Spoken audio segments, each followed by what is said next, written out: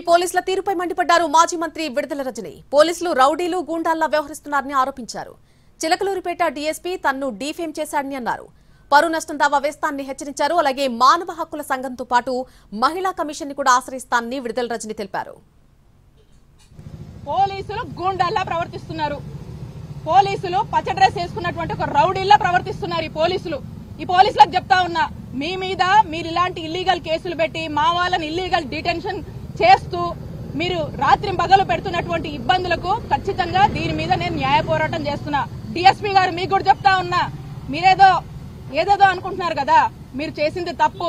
నిన్న మీరు మా క్యారెక్టర్ అసాసినేషన్ చేశారు. నిన్న మీరు మమ్మల్ని మా వాళ్ళని మాకు సంబంధం లేని దాంట్లో మమ్మల్ని పెట్టి మమ్మల్ని అందులో ఏదో మళ్ళీ దాని చుట్టూ ఇంకో కదల్లి మమ్మల్ని ఇరికిచ్చి ఈ తప్పు మాదే అని చెప్పి మీ ఎవరో ఇద్దరు మధ్య ఉన్నటువంటి పంచాయతీని మాకు రుద్దేటువంటి ప్రయత్నం చేస్తా ఉన్నారు.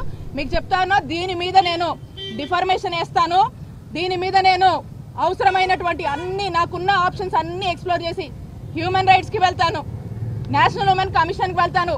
ఇంకా ఏ ఆప్షన్స్ ఉన్నాయో అన్ని ఆప్షన్స్ ని ఎక్స్ప్లోర్ చేసి ఖచ్చితంగా కూడా మీరు తప్పు చేశారు అని మీరు రియలైజ్ అయ్యేలాగా కూడా నేను చేస్తానని చెప్పి తెలియజేస్తున్నాను.